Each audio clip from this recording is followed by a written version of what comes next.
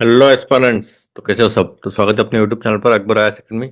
तो चलिए स्टार्ट करते हैं आज की ताज़ा खबरों से। तो आज है 29 नवंबर। 103 seat survey in October showed Mahayuti revival. Mahayuti आगे।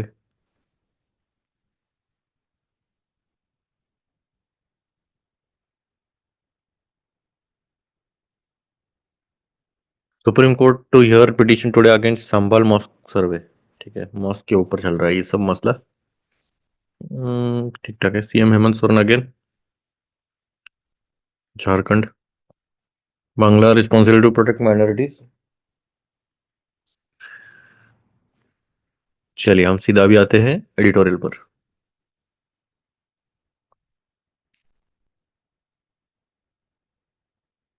Socialist secular in preamble. ये है क्या? देखेंगे हम। Learning about dinosaurs from fossilised dung. What is centre's new mission to promote natural farming. ये एक देखेंगे। It looks forward rooted in civilisation constitution not at ease with civilisation. क्या है क्या है? A fortnightly column which offers not this versus that but the best of both sides to inform the debate. As the constitution turns 75, question is, does it embody and satisfy the needs of a nation with a rich history and one that is on the move, or does it have a circumscribed ambit? Constitution हमारे हिसाब से अभी चल रहा है क्या नहीं चल रहा है? तो वो एक है।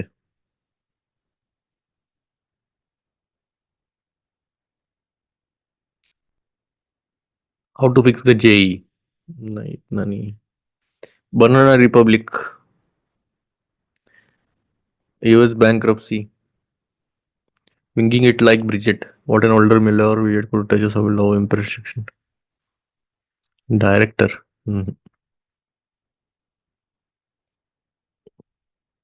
Party society in Maharashtra. No winners in Pak. Kishan का छोड़ दीजिए। ये थोड़ा बार देख सकते हैं पर ये भी चांसेस कम ही है। तो ये एक बड़ा article. Who is J Bhattacharya Donald Trump nominated to be NIH director. नहीं। तो ठीक है, हम पहले ये बड़ा आर्टिकल देखते हैं फिर सब बाकी छोटे आर्टिकल देखेंगे।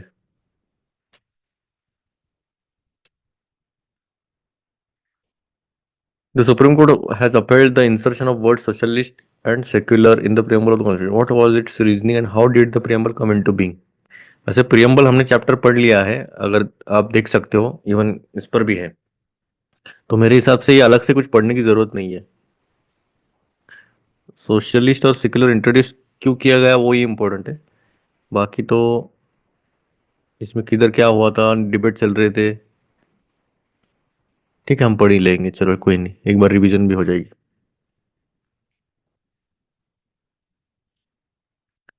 The Supreme Court on Monday upheld the insertion of the words socialist and secular in the preamble of the Constitution of India almost 75 years after the founding document was adopted on 26 November 1949. These words were among the series of changes made to the Constitution during the emergency via the Constitution Act in 1976, while the Apex Court has, in the years since, curbed some of the more controversial changes introduced through this act. It has refused to interfere with the phrasing of the preamble. तो अगर देखा जाए तो 49 से लेके अभी तक, मतलब 75 ईयर्स हो गए, पर अभी तक इतना ज़्यादा एक बार ही ऐड किया गया था, मतलब 3 वर्ड्स ऐड किए गए थे। तो आपको पता रहेगा। आप कमेंट सेक्शन में आप मुझे बोल सकते हो कि कौन से 3 वर्ड्स थे। बस एक ही बार अमेंडमेंट हो गई थी, वो जो कि थी 42nd अमेंडमेंट एक्ट। तो ठीक है। तो अभी तक उसमें ज़्यादा इंटरफेरेंस नहीं किया है प्रियम्बल में। तो ओरिजिनल प्रियम्बल में क्या था? The word preamble is derived from the Latinum preambulum or preambulus, which means going before. With respect to any legislation, preambles are meant to be an introductory statement that lays out the document's purpose, underlying philosophy and guiding principles. तो preamble का मतलब अगर देखा जाए in one line में, तो ये philosophy रखता है कॉन्स्टिट्यूशन की, कि हमारा कॉन्स्टिट्यूशन इन शॉर्ट में अगर बताया जाए कि कॉन्स्टिट्यूशन है क्या, किस बारे में, तो ये सब पूरी फिलोसफी रखते हैं। When the Constitution came into force on January 26, 1950, it was adopted on 26 November 1949. The original preamble started with the "We the people of India having solemnly resolved to constitute India into a sovereign democratic republic" वगैरह वगैरह वगैरह। ठीक है, socialist और secular नहीं था। The phrasing of this preamble can be traced back to the very first week of the Constituent Assembly debates on December 13, 1946. On this date, Jawaharlal Nehru, who at the time headed the interim government, introduced the objective resolution, a unanimously adopted 8-point pledge that provided the guiding principle for the drafting of the constitution. देखो, objective resolution का मतलब क्या था? तो एक kind of draft करना था हमें कॉन्स्टिट्यूशन। तो एक वो एक प्रिंसिपल्स रहते हैं ना कुछ गाइड करने के लिए। कि भाई कॉन्स्टिट्यूशन किस दिशा में जाना चाहिए। तो वो 8 पॉइंट जो था जवाहरलाल नेहरू जी ने जो ऑब्जेक्टिव रिजोल्यूशन लाया था, among other things it declared the intent of the constituent assembly to proclaim India as an independent sovereign republic। तो इंटेंट जो रहेगा कॉन्स्टिट्यूंट असेंबली का, मतलब किस इंटेंशन से हमें बनाना है कॉन्स्टिट्यूशन, तो वो पूरा गाइड करेगा। And guaranteed equality before the law and safeguards for minorities, ठीक है, इक्वलिटी भी गारंटी कर रहा था और सेफगार्ड्स भी रख रहे थे माइनॉरिटीज के लिए। During the constituent assembly debates many unsuccessful attempts were made to introduce the concept of socialism into the preamble. Notably, on 17 October 1949, Hasrat Mohani, a staunch communist, moved to amend the preamble to begin with, "We the people of India having solemnly resolved to constitute India into a union of Indian socialistic republics to be called UISR on the lines of USSR." This amendment did not go through and preamble largely as we know it was adopted later that day।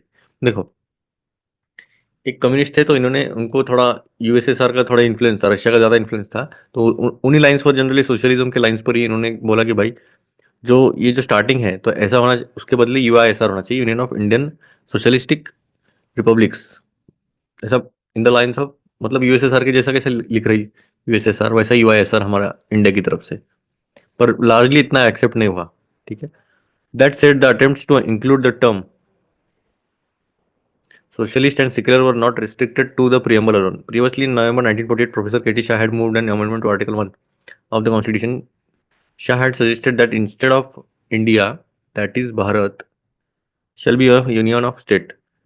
The article should say India, that is Bharat, shall be a secular federalist socialist union of states। Although this motion was eventually negatived, the debate in the assembly saw socialist H.P. Kamath presently saying that the words secular and socialist should be find a place, if at all, only in the preamble। तो देखो, अभी जो जो शाह जी थे तो उन्होंने suggest किया कि जो पहला जो आर्टिकल है हमारा, इंडिया इज भारत एक यूनियन ऑफ स्टेट्स होना चाहिए, पर आर्टिकल बोल रहे कि वो ऐसा बोलना चाहिए कि that is Bharat secular federalist socialist, मतलब उनका ऐसा मानना था सेक्युलर सोशलिस्ट वर्ड्स आने ही चाहिए इसमें। तो फिर ये बोल रहे थे कि एचवी कामत बोलने लग गए कि फिर ये जो दो वर्ड्स है तो वो हमें प्रियम्बल में ही दिखनी चाहिए, बाकी किधर नहीं दिखनी चाहिए। अभी आते हैं ये वर्ड्स पर। सोशलिस्ट और सेक्युलर इंट्रोड्यूस किया during the emergency as the Indira Gandhi led government curbed civil liberties and jail political opponents, parliament act the 42nd amendment act. तो इसलिए देखो, जैसे इमरजेंसी लगती है तो ये जो सिविल लिबर्टीज जो थे, पॉलिटिकल अपोनेंट्स जो भी थे, पॉलिटिकल लीडर अपोजिशन वाले, तो उनको मतलब क्या बोल सकते, प्रोटेक्ट करने के लिए फिर ये एक 42nd अमेंडमेंट लाया गया था, तो उसको मिनी कॉन्स्टिट्यूशन भी बोला जाता है, क्योंकि बहुत ज्यादा चेंजेस किए गए थे इसमें, एक छोटा कॉन्स्टिट्यूशन हो जाएगा इसमें। तो जो सेंटर के जो पावर्स है वो बहुत ज्यादा एक्सपांड किए थे इसमें। Among a host of measures, it sought to immunize future amendments to the Constitution from being challenged in court by amending Article 368, so long as the policies were implemented to give effect to any of the board principles in Part 4 of the Constitution। देखो, बहुत सारे changes किए गए, even जो article 368 है उसको भी change करने की कोशिश की गई थी। मतलब आर्टिकल वो क्या था, आर्टिकल 368, तो कॉन्स्टिट्यूशन को चेंज कैसे करे, तो उसके रिगार्डिंग भी वो चैलेंज किया गया था। Preamble 2 was not spared from these sweeping changes। The amendment stated for the word sovereign democratic republic, the word sovereign socialist secular democratic republic shall be substituted, altering the first part of the preamble। This change was meant to spell out expressly high ideals of socialism, secularism and the integrity of the nation। तो देखो, इनका जो intention था वो सही तो था, क्योंकि हमारा जो हमें स्पेल आउट करना था ठीक से कि हमारी जो कॉन्स्टिट्यूशन है तो हमें पूरा सोशलिस्ट भी है और सेक्युलर भी है, तो वो बताना था। ठीक है, Supreme Court struck down the aforementioned vast powers given to the center and Parliament in its landmark Minerva Mills versus Union of India judgment in 1980. 43rd and 44th Amendments passed in 77 and 78, respectively, further reversed the several changes. However, the amendment to the text of the preamble remained, it would only be challenged some 44 years later। देखो, बहुत सारे changes किए गए बाद में, आपको पता है 42nd के बाद 44th ने तो पूरा जो भी इन्होंने बोला था सब रिवर्स कर दिया ऑलमोस्ट, और जो प्रियम्बल के वर्ड्स थे तो वो ऐसे रिमेन कर गए, फिर बाद में चैलेंज किया गया। अभी क्या चैलेंज आया 2020 में, supreme court advocate doctor Balram Singh filed a petition challenging the inclusion of the words socialist and secular in the preamble of the constitution. तो ये चैलेंज कर रहे थे कि भाई सोशलिस्ट और सेक्युलर क्यों डाला गया, ये चैलेंज करने लगे थे। Later former law minister Subramanian Swamy and advocate Ashwini Kumar Upadhyay, both affiliated to the BJP, also filed petitions with similar challenges। They argued that the word secular was deliberately excluded from the constitution by its framers and that the word socialist tied the center's hand when creating economic policies। इनका ऐसा मानना था कि अभी आपने word socialist डाल दिया है तो जो इकोनॉमिक पॉलिसीज आएगी तो वो सोशलिस्ट नाम की वजह से जो सेंटर की जो हाथ है वो थोड़े से सिकुड़ जाएंगे, क्योंकि हम इकोनॉमिक पॉलिसीज नहीं बना सकते क्योंकि सोशलिस्ट आ रहा है बीच में, ऐसे इनका मानना था। However, the apex court, in a short 7-page order on Monday, rejected these arguments, with the bench of Chief Justice of India Sanjeev Khanna and Justice P. Sanjay Kumar noting that the flaws and weaknesses in the arguments are obvious and manifest. देखो, जो भी आप बात कर रहे हो ना कि ये ऐसा होना चाहिए, सोशलिस्ट की वजह से ऐसा हो रहा है, तो ये थोड़ा फ्लॉ है और वीकनेसेस इतना नहीं है, ये आर्ग्यूमेंट में इतना मतलब दम नहीं कि आप सीधा तरह बोल सकते हैं कि इसकी वजह से हमें प्रॉब्लम आ रहा है. Bench noted that when the constitution was being drafted, the meaning of the word secular was considered imprecise, as some scholars had interpreted secularism as being opposed to religion. With the time, though, the court held that India has developed its own interpretation of secularism, wherein the state neither supports any religion nor penalizes the profession and practice of any faith. The ideals espoused in the preamble, fraternity, equality, individual dignity, and liberty, among others, reflect these secular ethos, the court said. The court held that the word socialism has also evolved. देखो हमारा कैसा हो गया था, तो court ने क्या बोला, पहले क्यों नहीं डाला गया, क्योंकि जो सेक्युलरिज्म का जो कंसेप्ट था ना, तो वो बहुत डिफरेंट था. उनको ऐसा लग रहा था कि जो चर्च है, चर्च और रिलीजन, मतलब इन द सेंस रिलीजन और जो स्टेट के अफेयर्स है वो सेपरेट सेपरेट रहेंगे कंप्लीटली, इसमें कोई इंटरफेरेंस नहीं रहेगा, तब ऐसा माना जाता था. ठीक है, पर अभी इसमें जो है हमारा इंटरप्रिटेशन बहुत ही अलग है. हमारा जो स्टेट है, इन द सेंस हमारा जो इंडिया है, वो किसी को भी सपोर्ट नहीं करता, ना ही किसी पर्टिकुलर रिलीजन को एज सच नेशनलाइज नहीं करता है, सभी रिलीजन को एक साथ लेके चलता है. तो वो कोर्ट ने बोला. अब इस सोशलिज्म पर आते हैं हम. सोशलिज्म भी इवॉल्व हुआ है, have a unique meaning in the India. Socialism refers to the principle of economic and social justice, wherein the state ensure that no citizen is disadvantaged due to economic or social circumstances, and does not necessitate restriction on the private sector which has flourished, expanded and grown over the years. देखो, socialism का ये मतलब नहीं कि जो private bodies है उनको सीधा खत्म करना है और बस लोगों का भला ही देखना है. तो हमारा जो सोशलिज्म का जो प्रिंसिपल है वो इकोनॉमिक और सोशल जस्टिस दोनों को लेके चलता है, ताकि जो कोई भी जो सिटीजन रहेगा वो डिसएडवांटेज ना रहे उसके सोशल और इकोनॉमिक सर्कमस्टांसेस की वजह से. इवन प्राइवेट सेक्टर को भी कोई रिस्ट्रिक्शंस ना फेस करने पड़े. तो हमने आप भी देखा है कि जो प्राइवेट सेक्टर है वो अच्छा खासा भी एक्सपांड हो रहा है. Court also found that the additions to the preamble have not restricted or impeded legislation or policies pursued by elected governments, provided such actions did not infringe upon fundamental and constitutional rights or the basic structure of the constitution. तो देखो, जो भी addition किया गया है preamble ने, उसके वजह से तो हमारे ऊपर कोई रिस्ट्रिक्शंस नहीं आए, ना ही लॉ मेकिंग में या फिर पॉलिसीज में कुछ प्रॉब्लम्स आने लग गए, ना ही फंडामेंटल या फिर कॉन्स्टिट्यूशनल राइट्स, ना ही बेसिक स्ट्रक्चर. देखा जाए तो क्लियर कुछ नुकसान नहीं हो रहा है जैसे हमने ऐड किया है. Finally the bench found that there was no justification for challenging the 42nd amendment nearly 44 years after its रीएक्टमेंट.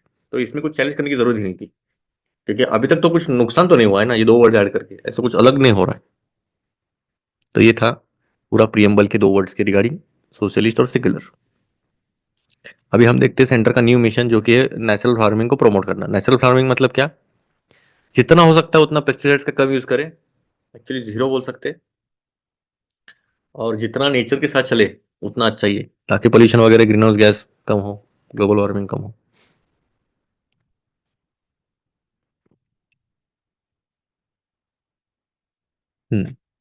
The Union Cabinet on Monday approved the launch of the National Mission on Natural Farming as a standalone centrally sponsored scheme under Ministry of Agriculture and Farmer Welfare. अब ये जो mission है natural farming का, तो किसके under आता है, तो एग्रीकल्चर एंड फार्मर वेलफेयर. ठीक है. The ministry defines natural farming as chemical free. ठीक है, ये याद रखना, मिनिस्ट्री ने डिफाइन किया है chemical free farming system that only uses inputs produced using life stock and plant resources. जो भी नेचुरली अवेलेबल हो सकता है, लाइफ स्टॉक जैसे कि कावड़ंग वगैरह हो जाएगा, हम देखेंगे प्लांट रिसोर्सेज भी है. Consequently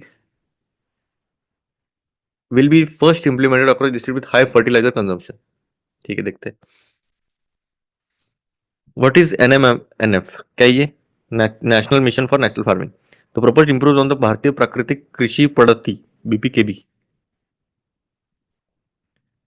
launched by India government in its second term 2019 से 24. The initiative was launched under an umbrella scheme of Parampagat Krishi Vikas Yojana. According to an official statement, the scheme has a total outlay of rupees 2481 crore, of which the central government will contribute 1584 crore and the states 897 crore. Under NMF, around 2000 NF models, national farming model demonstration farms shall be establish at the कृषि विज्ञान केंद्र. देखो अभी इसमें क्या होने वाला है, तो 2000 से ज्यादा, ऑलमोस्ट 2000, तो उतने डेमोन्स्ट्रेशन फार्म्स एस्टेब्लिश किए जाएंगे कृषि विज्ञान केंद्र में, एग्रीकल्चर यूनिवर्सिटीज और फार्मर फील्ड, और ये भी supported by experience and farmer master trainers. तो ये सब पूरा जो है एक्सपर्ट इसके साथ करेंगे. The idea is to train willing farmers in this model demonstration farms on natural farming practices and preparing inputs. देखो इसमें क्या फायदा क्या होगा, देखो फर्टिलाइजर पर जो खर्चा हो रहा है ना, तो वो उसका कम हो जाएगा. इवन सब्सिडीज जो हम ज्यादा से ज्यादा दे रहे हैं फार्मर्स को फर्टिलाइजर पर, तो उसका भी जो कॉस्टिंग आएगा वो कम आएगा, और जो ये जो फंड रहेगा बचेगा तो वो दूसरे की तरफ दे सकते हैं हम. Eventually some 18.75 lakh trained willing farmers will prepare inputs like jeevamrit, beej amrit, ये पता है आपको? जीवामृत, बीज अमृत। हम कृषि विकास, परंपरागत कृषि, आगे क्या था नाम इसका?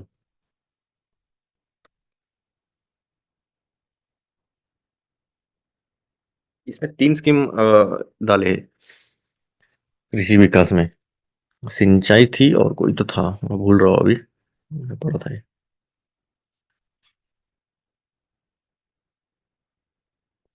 Elaborate component of soil health management, इसमें है क्या? शायद नहीं है, इसमें नहीं है। सिंचाई योजना में, ठीक है, बीज अमृत ये। चलो ये देखते हैं, बीज अमृत और ये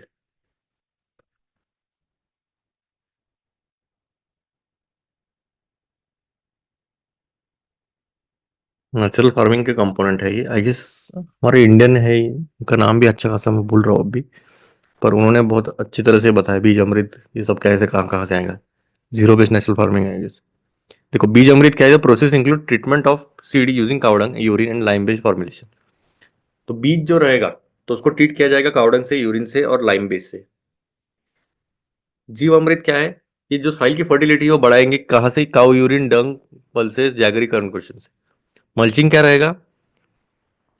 the process involves creating microclimate using different mulches with trees crop biomass to conserve soil moisture. Soil moisture conserve करने के लिए ये अलग अलग जो है मल्चेस, जैसे ट्रीज का, क्रॉप का, बायोमास का, तो वो रहेगा उसमें।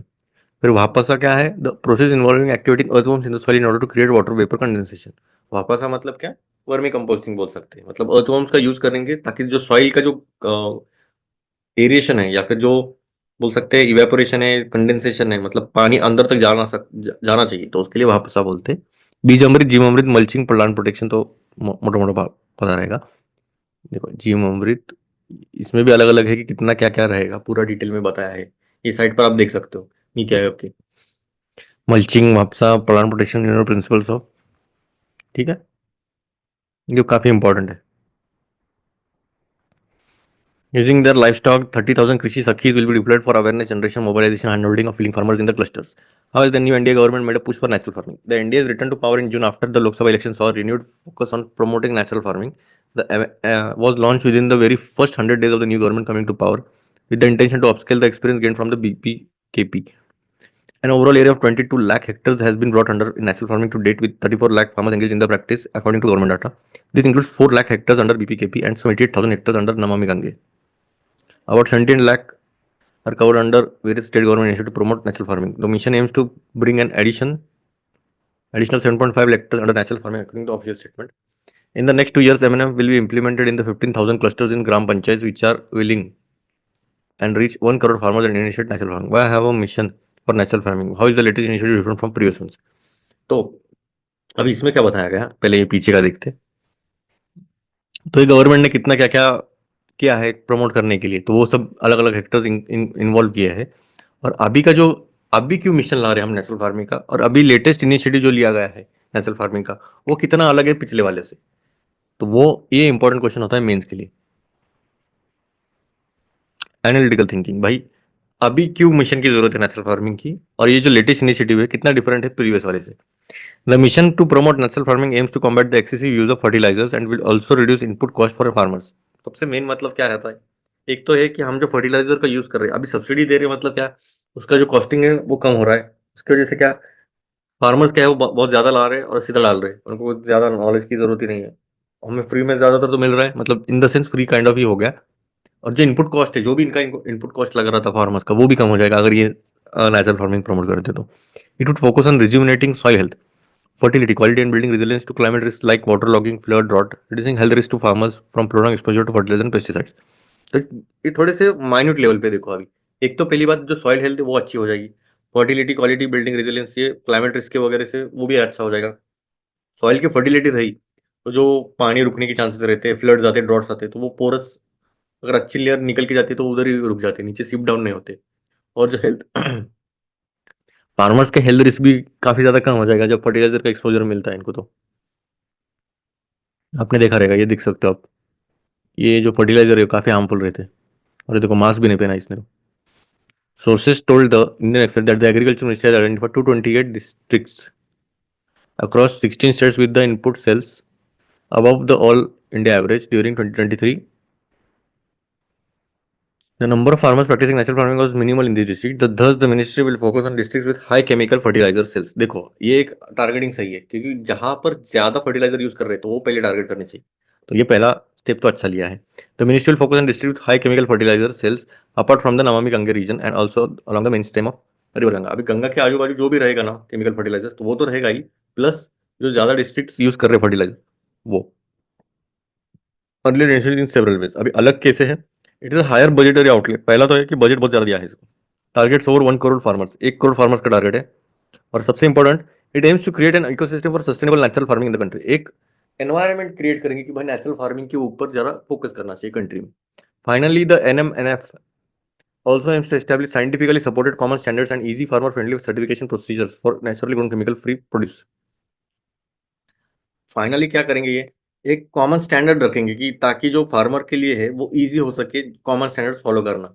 इवन जो सर्टिफिकेशन रहेगा उनके लिए वो भी सिंपल किया है. और जो naturally grown chemical free produce है तो उनको भी वो इजीली ले सकते हैं. Single national brand for naturally grown chemical free produce. तो इससे अपना एक्सपर्ट मार्केट भी बढ़ जाएगा वैसे देखा जाए तो. ऑर्गेनिक नाम सुनते ही सही था आर्टिकल. अच्छा डिटेल में क्या है. अच्छा इनिशिएटिव है. ऑन पेपर तो अच्छा ही है. अभी इम्प्लीमेंटेशन लेवल पे देखते हैं कितना अच्छा कर सकते हैं ये. कॉन्स्टिट्यूशन पर काफी ज्यादा डिबेट चल रहे तो चांसेस कम ही है इसके. इकोनॉमिक का सेक्शन देखते हैं वैसे. इसमें कुछ है क्या. 11 of 15 private health insurance paid less than 75% amount claimed. Nifty CEO Pamban bridge नहीं है इसमें तो. चांसेस कम ही रहते कि ये दो दो से तीन पेजेस जो रहते हैं ना वही काफी इंपॉर्टेंट रहते हैं. बाकी अगर छोटे मोटे न्यूज़ भी रहते तो स्पोर्ट का छोड़ दीजिए. तो जाना ही नहीं है हमें. नेचुरल फार्मिंग हो गया. ये हुआ.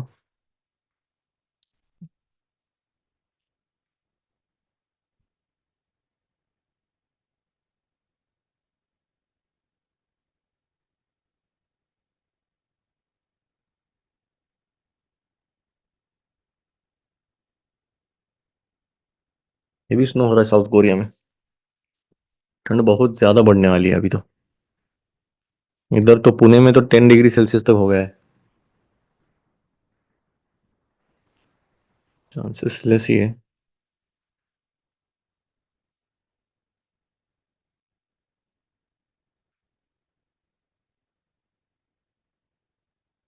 कुल्लू में देखो कितना जोर से फॉरेस्ट फायर हुआ है.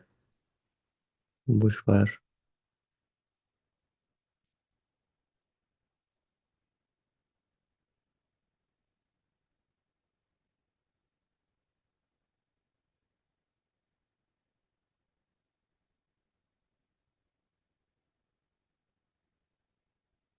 चलो उत्तराखंड हर मौसम उत्तराखंड. चलिए. Do you have free will ask an Oxford professor India with a new play.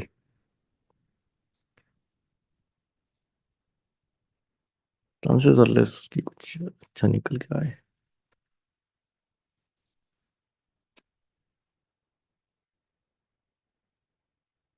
चलिए फिर मिलते हैं. जय हिंद.